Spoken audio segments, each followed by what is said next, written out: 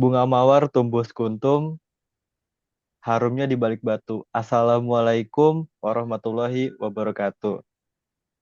Terima kasih atas Waalaikumsalam. kesempatannya, para hadirin yang terhormat, Bapak Dr. Kandidat Bapak Agung Sulistyo Purnomo, selaku dosen dari mata kuliah eh, Geopolitik dan Strategis Keimigrasian. Terima kasih Bapak atas kesempatannya. Izinkan kami selaku kelompok 4 untuk menjelaskan dan belajar bersama tentang migrasi di tengah konflik pelajaran dari Perang Ukraina.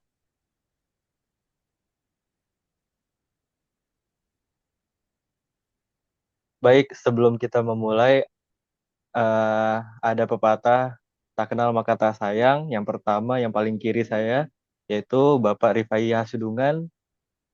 Yang kedua, Bapak Fadil Hartadi. Dan yang ketiga adalah Reno Marino Sidik dengan gambar yang paling kanan. Baik, dimulai dari pertanyaan yang pertama. Bagaimana gelombang pengungsi Ukraina sebanyak 8 juta orang mengubah kebijakan imigrasi Eropa? Jadi, gelombang pengungsi Ukraina sejak 2022 itu sudah membawa perubahan besar pada kebijakan imigrasi Eropa. Yang pertama, adanya aktivasi Temporary Protection Directive atau TPD. Hal ini digunakan untuk pertama kalinya di Uni Eropa dengan mengaktifkan TPD itu. Dengan mengaktifkan TPD tersebut, memberikan pengungsi Ukraina izin tinggal otomatis, akses kerja, pendidikan, dan layanan kesehatan tanpa melalui proses suaka yang panjang. Adanya TPD ini juga memberikan perlindungan sementara berlaku 1 sampai dengan 3 tahun, diperpanjang hingga 2025. Berbeda dengan pengungsi dari Suriah atau Afghanistan yang menghadapi prosedur rumit. Yang kedua yaitu solidaritas Eropa yang lebih kuat dibanding krisis 2015. Hal ini dibuktikan dengan minimal penolakan dari negara-negara Uni Eropa, terutama Polandia, Jerman, Ceko. Menerima pengungsi Ukraina dengan dukungan publik yang tinggi, berbeda dengan krisis migran Suriah di tahun 2015 kemarin. Selanjutnya, hal ini juga dibuktikan dengan pembagian tanggung jawab. Uni Eropa mengalokasikan miliaran nih, euro dana yang terkumpul untuk membangun dan membantu negara penerima, menunjukkan mekanisme solidaritas dari negara-negara Eropa yang terstruktur. Selanjutnya adalah perbedaan perlakuan antara pengungsi Ukraina dan non-Ukraina. Nah, prioritas yang utama untuk Ukraina yaitu akses cepat ke pasar kerja dan tunjangan sosial. Selanjutnya, bebas visa Schengen sebelum perang memudahkan evakuasi. Selanjutnya, hal ini dibuktikan dengan diskriminasi implisit. Pengungsi dari Timur Tengah atau Afrika tetap menghadapi penahanan, deportasi, dan lain sebagainya, sedangkan dari Eropa, dia dikenal di media Uni Eropa, dikenal sebagai mayoritas yang lebih beradab dan lebih dekat. Hal ini menimbulkan sebuah diskriminasi yang nanti akan ditayangkan juga, dijelaskan juga di slide selanjutnya. Yang terakhir yaitu reformasi sistem suaka.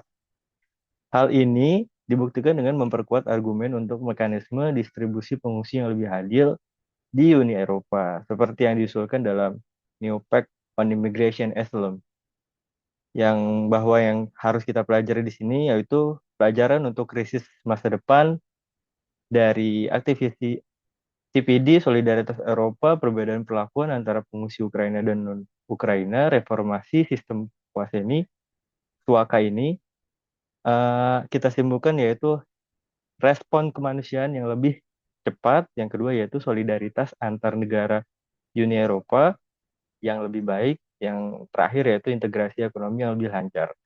Selanjutnya di sudut kiri bawah saya terdapat semacam footnote atau referensi akademik yang kami dapatkan melalui kerja kelompok bersama-sama. Yang pertama yaitu tentang perlindungan sementara Directive 2001 garis miring 55 isi yang Temporary Protection Directive atau TPD. Yang kedua yaitu keputusan Dewan Uni Eropa Council Decision Common Europe Asylum System atau CEAS. Yang terakhir yaitu jurnal dari Yusra dan dia, yaitu upaya Uni Eropa dalam menangani pengungsi Ukraina akibat perang Rusia-Ukraina.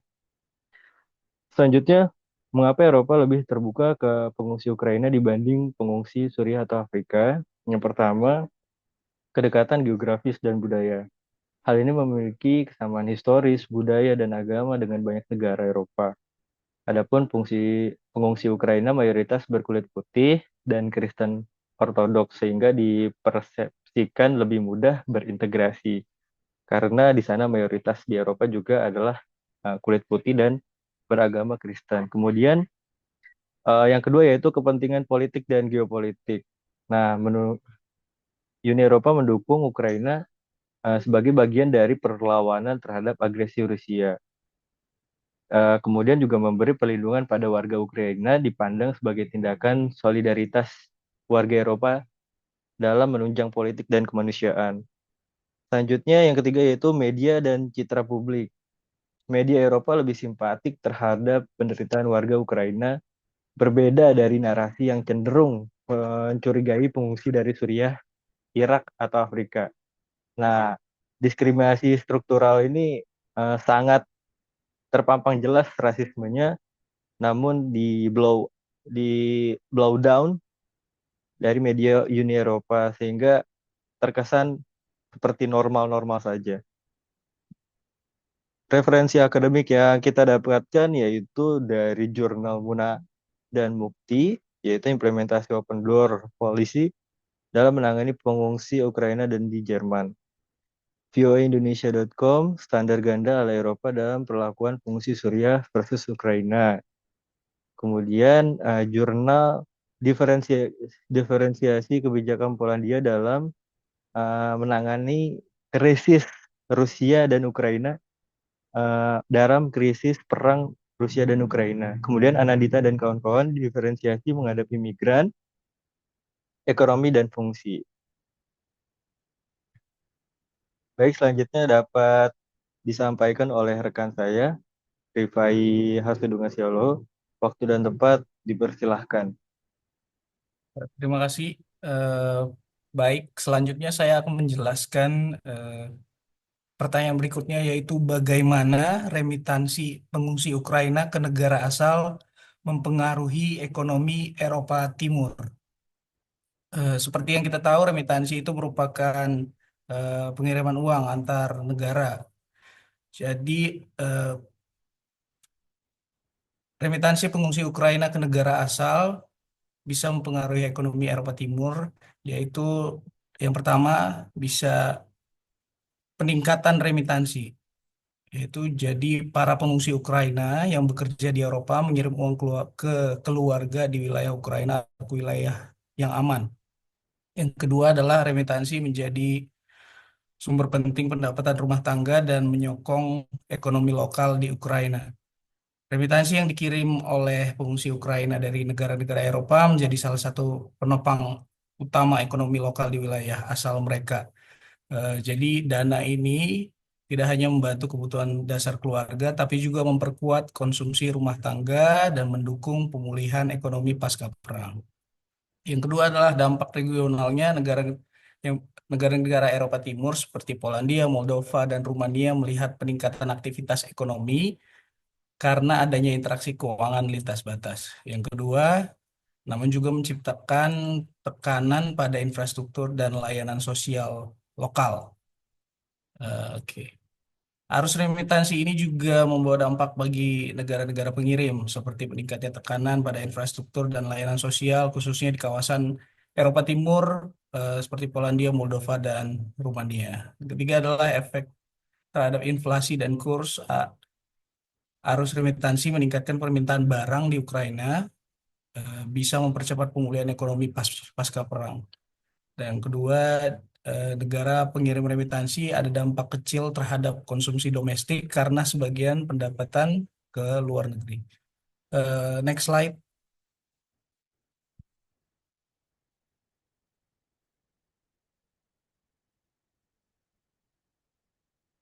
Yang kedua, pertanyaannya adalah apa dampak brain drain atau kehilangan sumber daya manusia terampil di Ukraina pasca perang. Oke. Kehilangan yang pertama adalah kehilangan tenaga profesionalnya. Jadi banyak dokter, insinyur, guru, dan pekerja teknologi melarikan diri ke Eropa dan mungkin tidak akan kembali. Nah, ini membuat pemulihan pasca perang lebih sulit karena kekurangan tenaga ahli. Yang kedua adalah tantangan reintegrasi. Jika perang berkepanjangan, pengungsi yang menetap di luar negeri, terutama perempuan terdidik, bisa membentuk diaspora permanen. Kerugian ekonomi jangka panjang. Brain drain menurunkan potensi pertumbuhan ekonomi dan kapasitas negara dalam membangun ulang institusi. Yang kedua adalah bisa memperburuk ketimpangan regional dan memperlambat reformasi sektor publik. Ada kerugian besar yang tak langsung terlihat, yaitu brain drain ini yang disebutkan. Jadi ribuan profesional, guru, dokter, teknolog ahli itu melarikan diri dan belum tentu kembali ketika mereka menetap di luar negeri. Jadi Ukraina ini bukan hanya kehilangan tenaga ahli, tapi juga masa depan. Jadi potensi ekonomi menurun, reformasi melambat, dan kemudian harapan untuk pulih sepenuhnya jadi semakin jauh. Kira-kira seperti itu.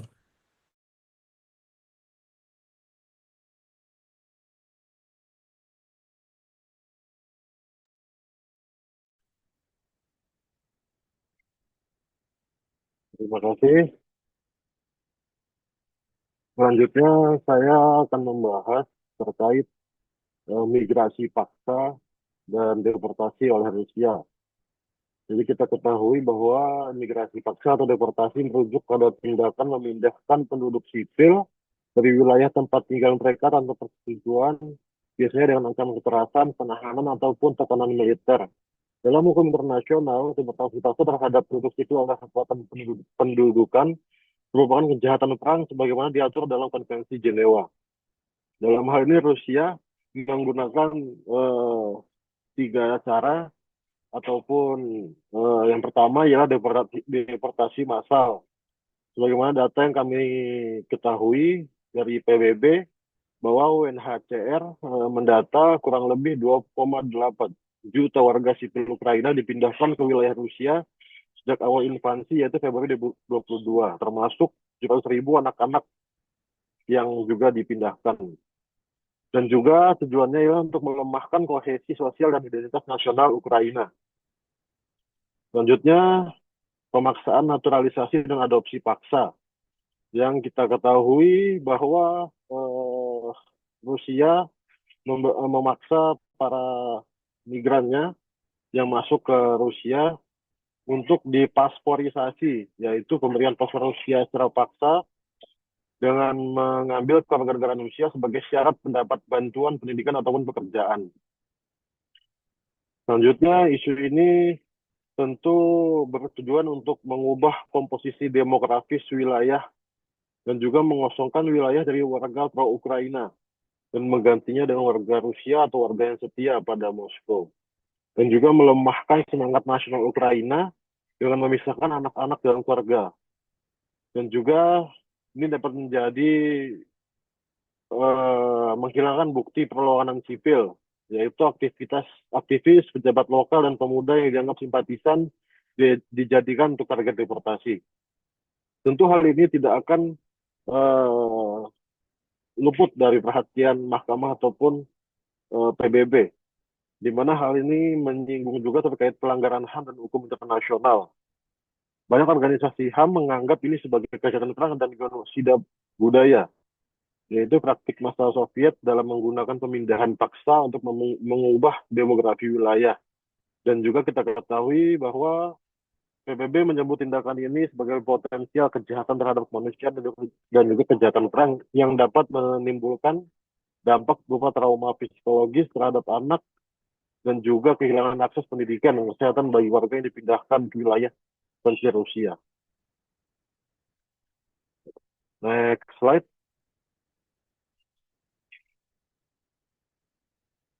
Selanjutnya, apakah arus pengungsi Ukraina berpotensi dimanfaatkan untuk penyusupan mata-mata? Kita ketahui bahwa perang Ukraina telah menyebabkan lebih dari 8 juta orang mengungsi ke berbagai negara di Eropa. Dalam situasi dan kekacauan, perpindahan manusia dalam jumlah besar menciptakan potensi penyusupan agen intelijen dan mata-mata. Yang pertama ialah dalam arus besar pengungsi, sulit melakukan verifikasi identitas penuh, dan juga adanya potensi infiltrasi agen Rusia di antara warga sipil mengungsi untuk mengumpulkan intelijen atau mempengaruhi opini publik.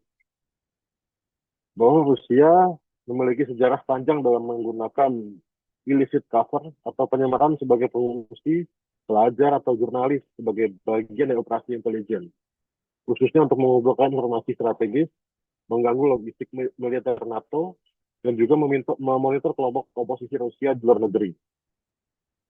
Dan juga akan menimbulkan respons keamanan Eropa, itu negara-negara seperti Jerman, Polandia, dan Baltik memperketat sistem screening dan intelijen. Karena kita ketahui bahwa negara-negara ini ialah negara dengan menampung migrasi Ukraina terbanyak, dan juga fokus pada pengawasan komunikasi dan pola kebijakan mencurigakan.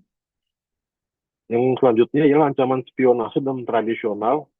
Selain mata-mata klasik, juga ada risiko penggunaan pengungsi sebagai proksi untuk pengaruhi politik atau kampanye disinformasi. Sehingga meski mayoritas adalah korban konflik yang membutuhkan perlindungan, berpotensi dimanfaatkan sebagai alat geopolitik oleh pihak seperti Rusia, baik melalui penyusupan individu, manipulasi opini publik, maupun penyebaran hoaks. Isu ini menjadi bagian dari perang informasi dan konflik politik yang lebih luas. Selanjutnya,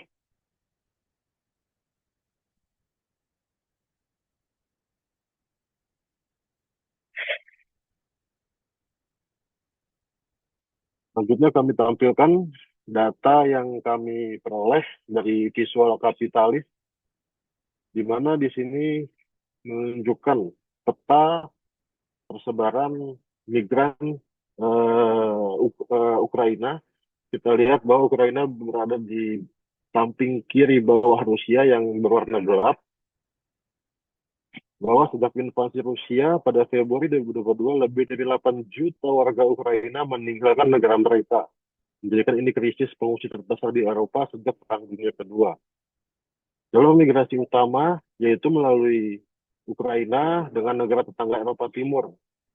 Yang pertama kita lihat adalah sebelah sisi kiri ada Polandia, ada Slovakia, ada Hungaria, Romania, dan Moldova.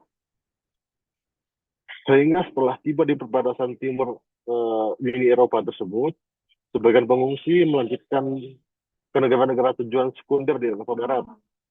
Sebagai contoh, dari Polandia akan melanjutkan ke Jerman, dan juga dari Slovakia, Hungaria, Polandia akan melanjutkan perjalanannya ke Ceko, Austria, Prancis, dan Italia sebagai negara sekunder.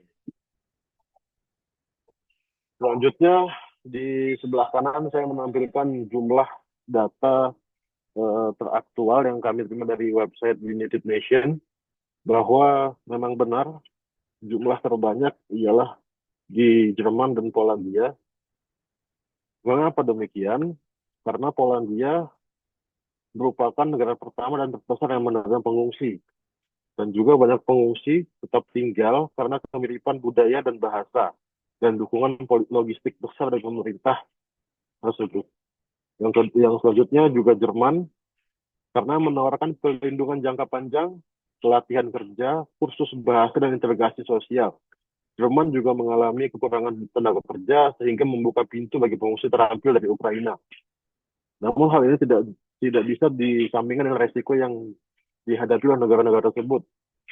Salah satunya ialah resiko perdagangan manusia bagi para migran yang akan menyeberang ataupun melakukan migrasi. terutama terhadap perempuan dan anak-anak, dan juga kepada negara yang dituju akan mendapatkan beban infrastruktur di negara-negara perbatasan yang mendadak harus menerima jutaan pengungsi. Sehingga dapat disimpulkan dari pembahasan ini, terdapat dua perspektif yang dapat kita angkat. Apakah fenomena ini adalah ujian solidaritas ataukah bencana demografi? Ujian solidaritas ialah perang Ukraina memang mengukuhkan nilai kemanusiaan dan kesatuan Eropa, dan juga masyarakat sipil, pemerintah, dan Uni Eropa menunjukkan bahwa pengungsi bisa disambut secara manusiawi dan terorganisir. Namun, di samping itu dapat menimbulkan bencana demografi. Apabila arus pengungsi ini tidak diatur dengan strategi jangka panjang, maka Ukraina akan kehilangan modal manusia penting. Dan negara tujuan akan mengalami tekanan sosial dan politik yang bisa berujung pada retaknya solidaritas itu sendiri. Demikian yang dapat saya sampaikan. Saya kembalikan lagi kepada Bapak Reno.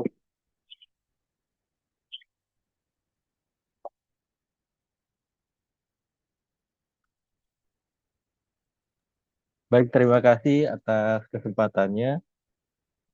Bagi kawan-kawan saya yang terhormat, Bapak Adil dan Bapak Rifai Hasudungan Sialoho, untuk kerjasama dari tim kelompok 4, kita sudah selesaikan dan semoga ilmu yang kita bagikan ini bermanfaat bagi kita semua.